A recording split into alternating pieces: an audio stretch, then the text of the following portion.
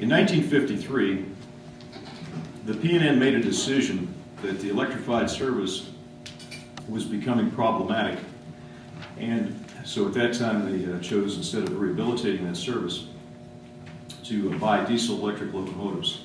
And you'll notice, anybody recognize this setting? Pardon. If you look, thank you. This is the bridge right at, the photographer standing at Belmont Abbey College, looking across the brand new, newly constructed interstate bridge. So the Visitor Center and Economic Development Office is just to the left of the train there on the other side of the interstate. And of course, with the new locomotives arriving, the herald of the company changed from the lightning bolts image that they had, which is still present. If you look at the station in Belmont, in front of the station, you'll see that image. And they changed to this, getting away from the electrified service concept to the diesel-electric locomotive. I would emphasize, though, notice down there, again, the PNN always emphasized service with courtesy, and the key on service. In 1958, they maintained some electric operations in uptown Charlotte until 1958, and at that point the wires were shut off, and that was the last of the electrified operations. One of these locomotives is presently at the Spencer Museum up in Salisbury. Again, another picture of Interstate 85 early on. The PNN, of course, kind of an interesting and prophetic photo here. We see a truck down there that's probably going to take some of that traffic, and then there's another truck sitting on that railroad car. And the interesting thing about that is that was a Seaboard Coastline car. And the interesting thing about that is that the relationship between the PNN and the Seaboard Coastline was a long and storied one. And the board of the PNN decided to sell to the Seaboard at that time in 1967. And then finally the merger was consummated, or the sale was consummated in June of 1969. Of course, later Seaboard changed into what is today CSX.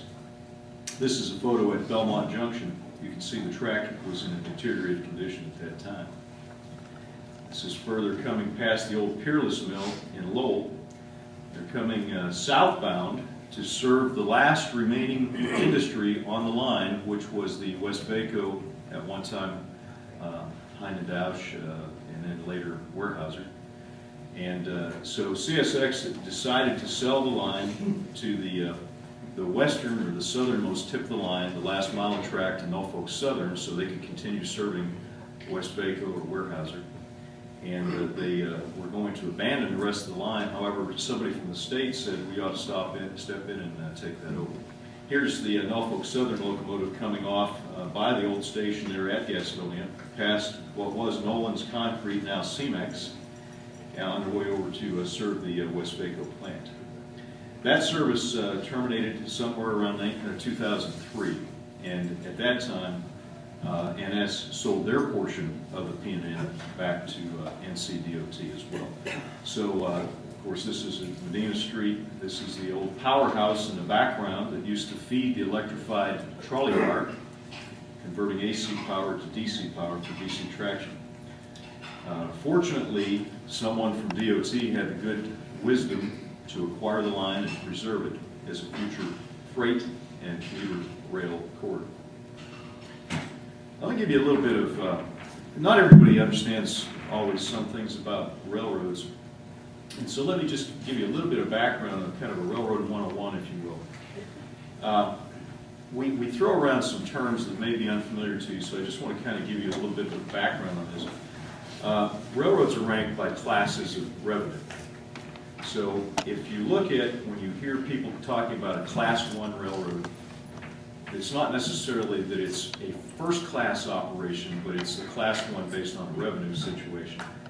And that's where Norfolk Southern and CSX fall, is in the Class 1 revenue area. My railroad company and the division that will operate, that intends to operate the PNN, is Carolina Central. We are in the less than $50 million category, thank you very much. And At least for the membership dues, just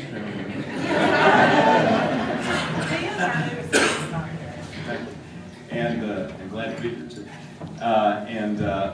But I want to, when you hear the name Shortline, I do want to mention it's based on revenue, not necessarily length of track. I assure you that my track is just as wide as their track. It's just not as long. But the short line term comes from the revenue perspective. Now, some short line facts. There's over 500 short lines in the contiguous United States and operating over 50,000 track miles. In 5 states, 100% of the railroads in those states are run by short line railroad companies. And the key is that typically what happens is short lines serve as the first mile or last mile. They pick up, they originate the traffic, or they deliver the traffic to a customer. And that's the role that we would play here in Gaston County. It's interesting to note that short lines handle over 25% of the cars moving in the national rail network. So we're a big part of the industry and an important counterpart for our friends at the Class 1 carriers. A couple other things. We're local. We tend to be working with the business community, and I know certainly a lot of you have seen me calling at your doorstep, and I know what we want to do is work team together to generate a healthy business climate in the community. That little quotation on the side of that P&N boxcar, service with courtesy again, that sums up our feeling about how we want to do business. We want to be local with you, working with you hand in glove to make sure that we have a healthy economy in this region. Now, getting back to the planned operation of the railroad, this is on top of the South Fork Trestle, by the way, 86 feet above the water level. And I hope none of you were the participants in creating that rut in the center of the, you can see how the ties are kind of worn down there in the center because of the motorcycle traffic? So, please don't do that. I would encourage your children not to ride, don't walk on the trestle. There's no railing and there's no place to go if we come across with a tram. Anyway, the operating division here will be the Carolina Central Railway. I do have another railroad out in the state of Indiana, and you might say, people keep asking me, am I from Ohio? Well, I'm not from Ohio, although I have nothing against Buckeyes. I'm actually from the state of Pennsylvania, and I've lived in Pittsburgh for a long time, and we have a football team, by the way. just in case you hadn't heard.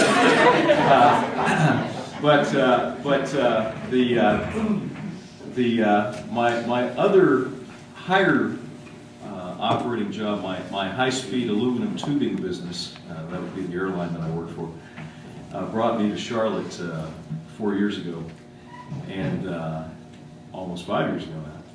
And being that I'm here, I saw the opportunities for this railroad. Going back to my story about the Ohio Valley Railroad, my home in Pittsburgh is over the Ohio River, and the other end of my railroad is down on the other end of the Ohio River, and so that's where the Ohio Valley comes from. So I can explain that one more time so that we don't have a confusion about that.